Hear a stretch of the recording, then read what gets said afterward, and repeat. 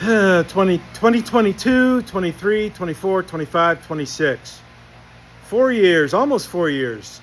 3 years, 11 months has gone by since I last did any meaningful work on the Alfa Romeo.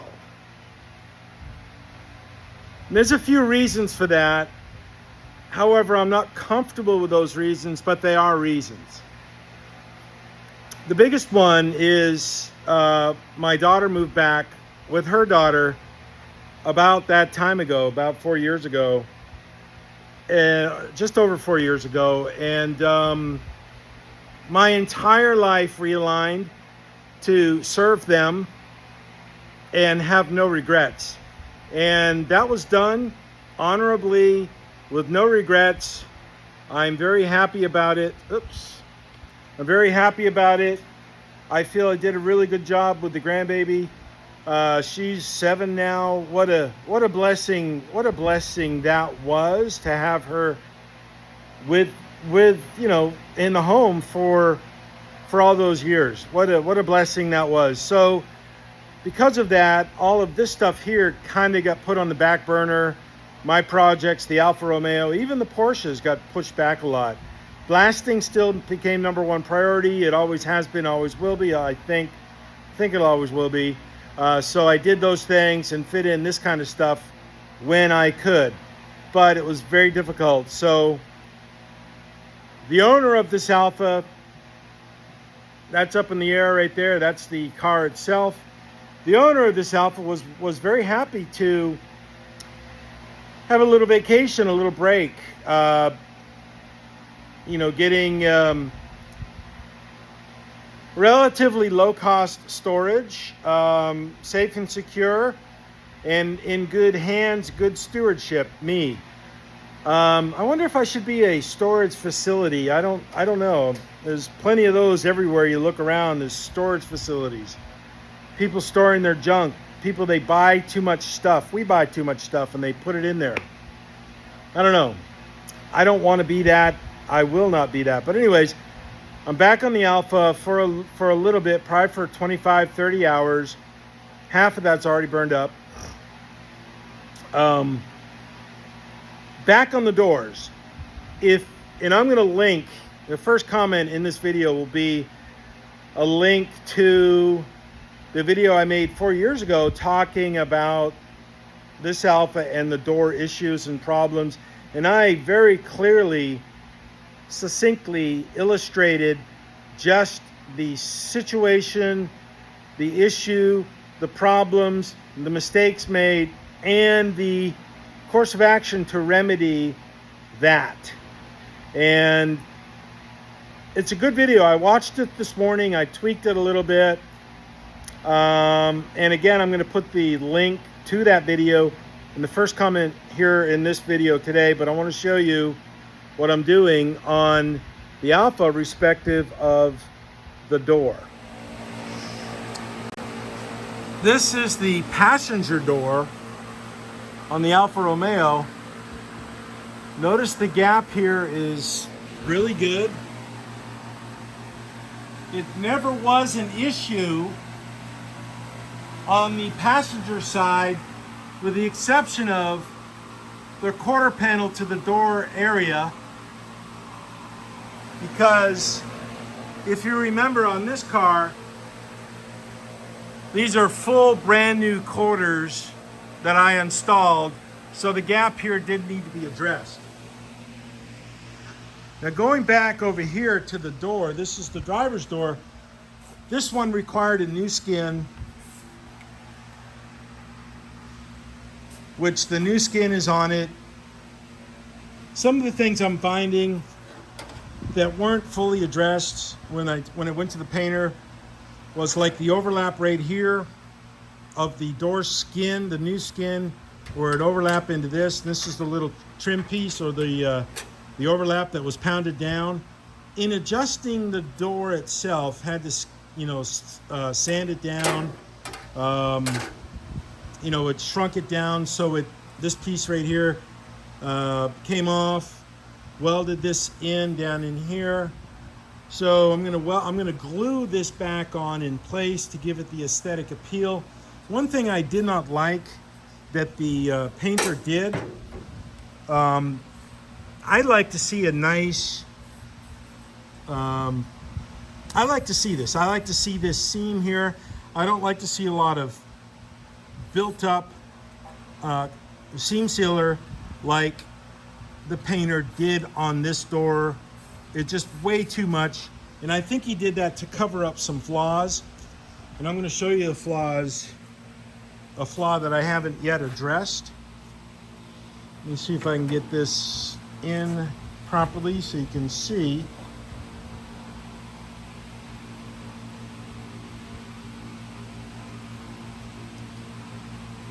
So you can see right in there, it just doesn't look good.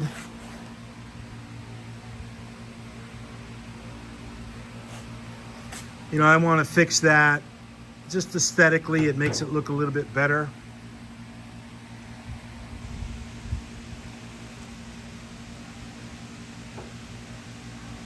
So I'm going to tend to that here in just short order, part of this whole process of doing the door. But let me show you how I like it to look.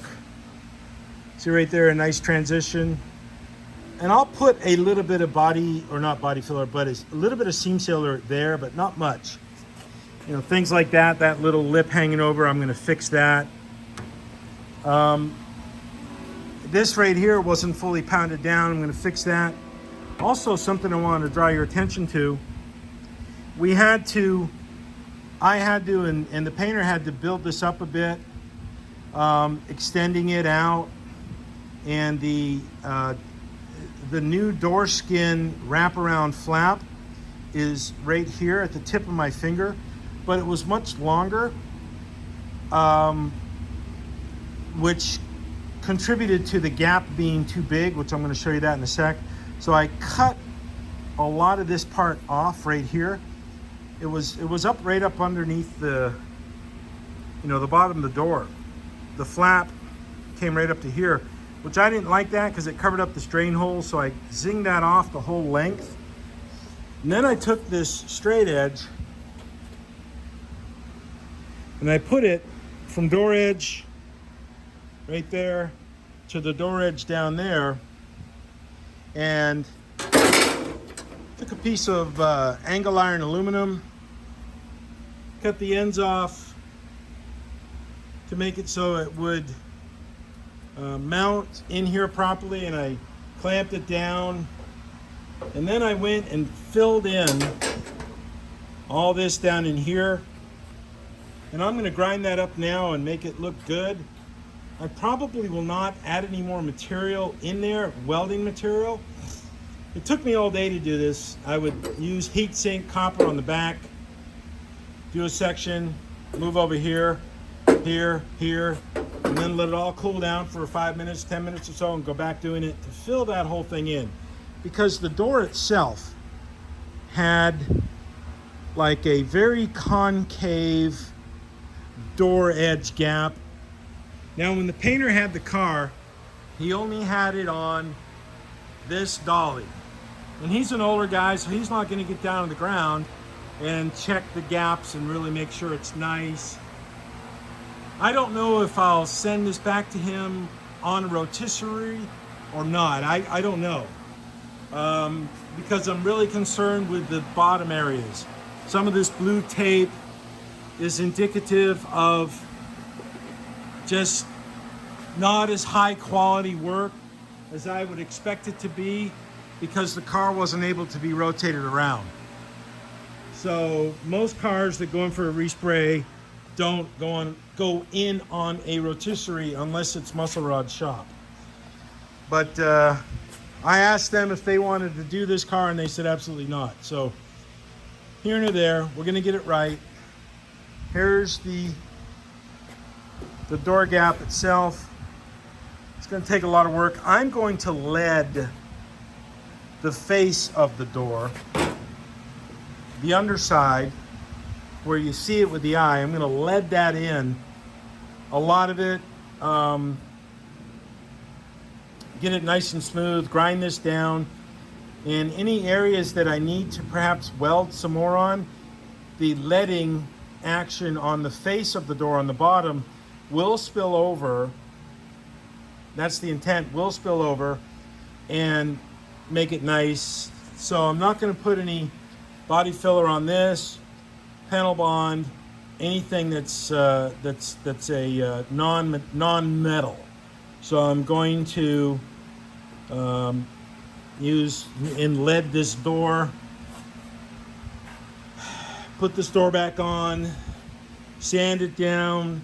Also to note and remember the first video that I spoke about at the beginning of this video, 4 years old, that the link is in the bottom. If you go back and watch that, you'll see the red Alfa Romeo, and you'll notice the quarter panel to the door, to the fender, is very, very smooth and flat. What we believe the painter did is he sanded down the quarter, and a result of that is it curved out. It became very convex. Same way with the door. Same way with the fender. Now, if you look at the red car, that red car wasn't hit at all. That's a straight shot all the way down. And that's what I'm going to do on this car, where I pulled back the Bondo that he put on. He put on a lot of Bondo. I'm going to pull that back, feather that in, and get this whole thing smooth. I'm not going to go beyond my fingers too much because I don't want to, disrupt the work, even though it's going to all have to be resprayed anyways. Just nominal interference, nominal, biting into this really shiny paint. So there's the Alfa situation. 4 years later, I want to get this car done and out of here.